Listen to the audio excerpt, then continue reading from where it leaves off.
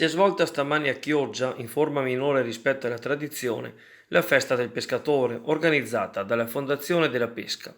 Nella chiesa di San Domenico, dopo la messa officiata dal vescovo Adriano Tessarollo, alla presenza del coro popolare Chioggiotto, diretto dal maestro Loris Tiozzo, il sindaco Alessandro Ferro ha premiato 5 uomini di mare che si sono distinti nell'esercizio della propria professione. La medaglia e l'attestato sono andati a Dilvo Veronese, Mario Tiozzo Pagio, a Dino Boscolo, Attilio Bonaldo e Denis Penzo. Particolarmente toccante l'omaggio alla memoria di Loris Boscolo Bielo, il pescatore scomparso a 67 anni lo scorso 16 aprile dopo aver contratto il coronavirus.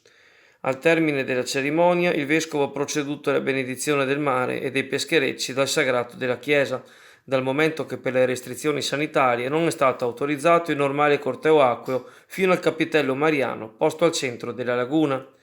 Per le stesse ragioni, quest'anno è venuto meno anche l'appuntamento conviviale con le tavolate e i prodotti ittici curati dalla Fondazione.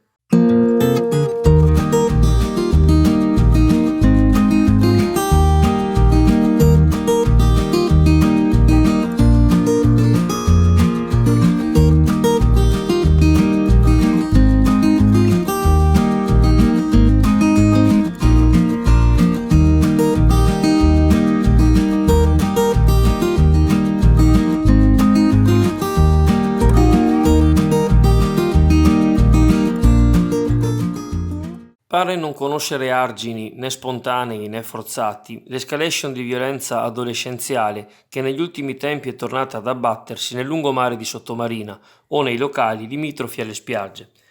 3 episodi negli ultimissimi giorni hanno riacceso i fari sulla questione, dopo che già nelle scorse settimane almeno un paio di episodi sono state registrate intemperanze e mani alzate della peggiore gioventù locale nei confronti di coetanei che avevano la sola colpa, si fa per dire, di arrivare in città dalle province limitrofe per godere del mare.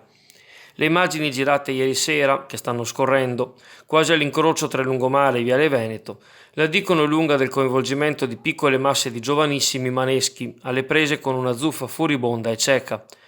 Particolare ancora più sconvolgente è la presenza di ragazze in queste gang che emulano le gesta vergognose di cui la cronaca altrove è purtroppo piena. Ancora più allarmante è quello che è successo venerdì sera, quando nel centro di Sottomarina 2 ragazzine padovane di 13 anni sono state malmenate da 2 coetanee chioggiotte con la scusa che una di loro, camminando, aveva inavvertitamente urtato la spalla a un'altra giovanissima. Dettaglio inquietante, la presenza di maschi che reggevano le 2 adolescenti di fuori città mentre le altre le colpivano. Le vittime hanno riportato tra l'altro unghie spezzate e maglie ridotte a brandelli. I genitori di queste tredicenni, che per la prima volta trascorrevano le vacanze a Sottomarina, non si sentono più sicuri di far uscire le proprie figlie, che nel parlare possono tradire un accento non del luogo, e hanno intenzione di denunciare il fatto alle forze dell'ordine, collazionando una serie di fatti avvenuti anche negli ultimi giorni, tra cui un 14enne, sempre di Padova, picchiato in spiaggia e scaraventato a terra assieme alla propria bicicletta, e un altro caso verificatosi addirittura a maggio, con la serita frattura del setto nasale. È solo l'apice di una situazione al culmine, in cui viene notata anche una certa omertà di chi assiste senza intervenire. Le denunce non sono mancate e gli agenti sarebbero anche riusciti a individuare una parte dei componenti di queste gang, tutti minorenni, così come le loro vittime. In pezzi, va da sé, va anche l'immagine di Chioggia e Sottomarina nei confronti di una clientela storicamente affezionata come quella padovana. Ad avere interesse che la città non sia vista come il Bronx devono essere prima di tutti gli amministratori e gli operatori turistici. Buon anno ragazzi!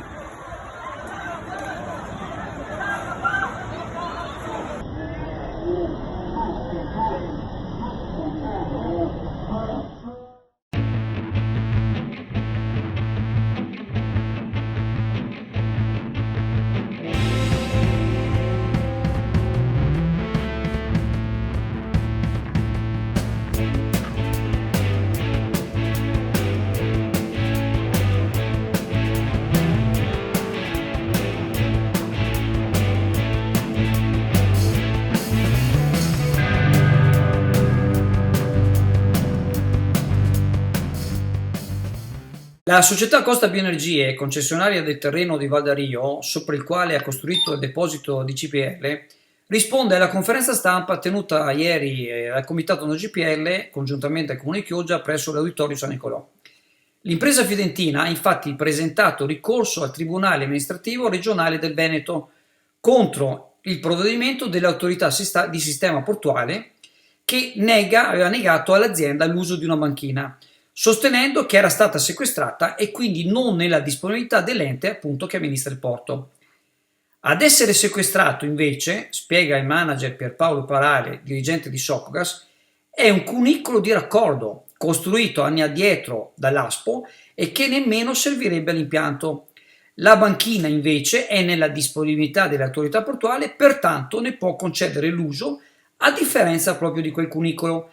Perale ha parlato anche dell'ipotesi pipeline bocciata dal Ministero per le Infrastrutture, la quale consentirebbe al deposito di evitare la collocazione di un braccio per il rifornimento senza andare comunque in mare aperto.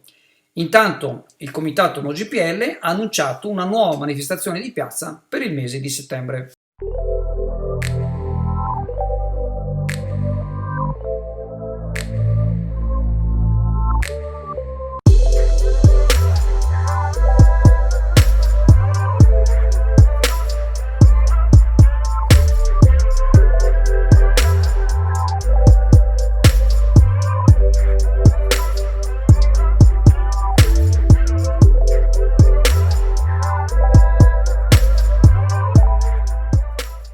Martedì 28 luglio alle ore 21 avrà luogo la presentazione pubblica del progetto per il nuovo lungomare Adriatico e l'area reduci di Sottomarina.